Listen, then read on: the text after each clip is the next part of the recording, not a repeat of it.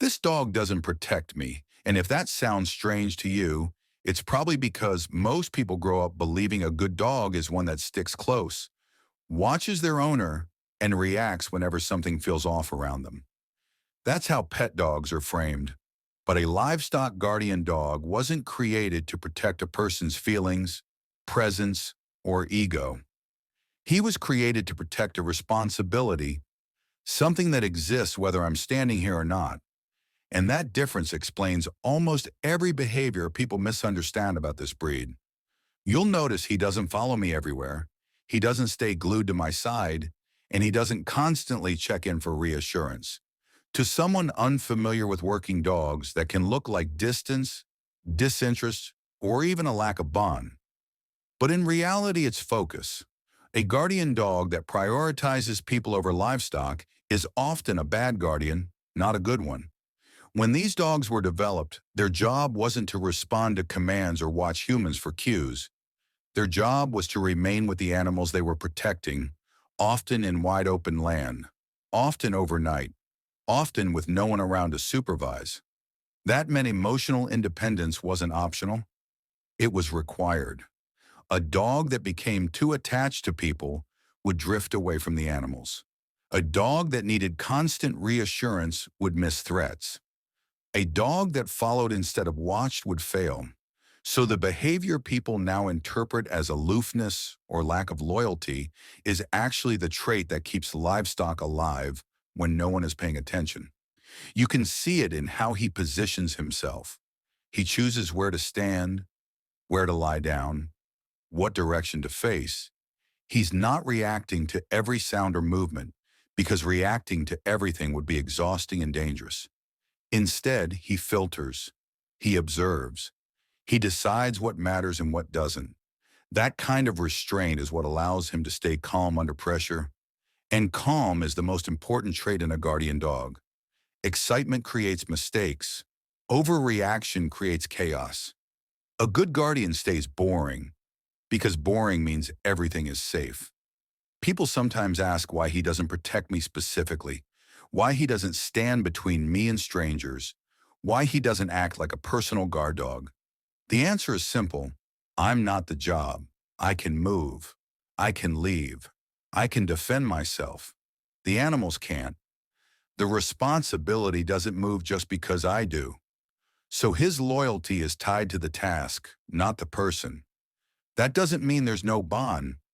It just means the bond isn't built on dependence. It's built on trust.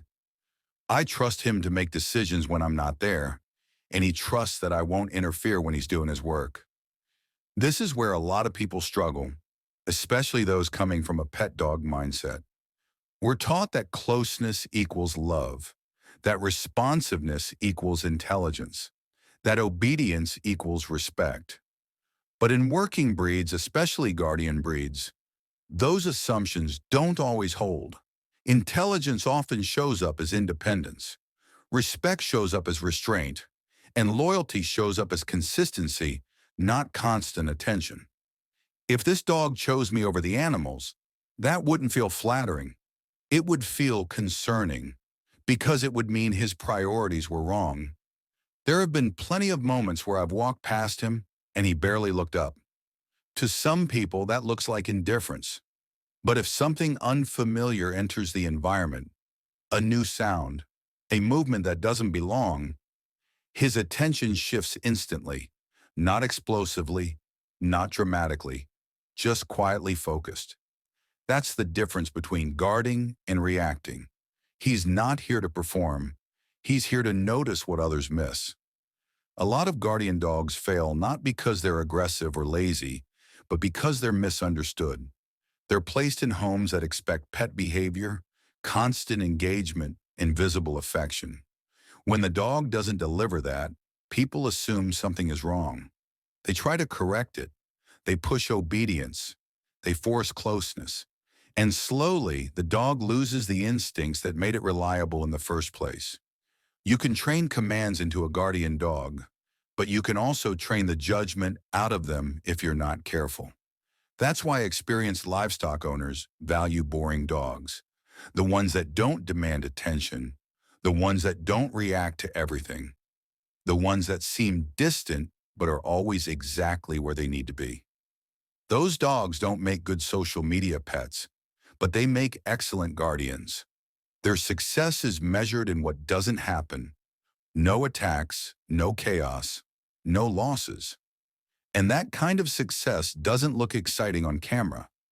It looks like nothing happening at all. If you're used to dogs that exist primarily for companionship, this can feel uncomfortable. It can feel like rejection, but it's not. It's specialization. This dog wasn't designed to mirror human emotion. He was designed to stay grounded in an environment that doesn't pause just because someone wants attention. His calm isn't coldness. His distance isn't disloyalty. It's discipline. Once you understand that, everything shifts. You stop expecting validation from the dog. You stop reading behavior through a pet lens.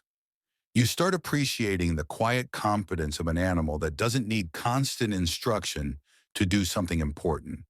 And you realize that protection doesn't always look like standing beside you. Sometimes it looks like standing somewhere else entirely, where the real responsibility is.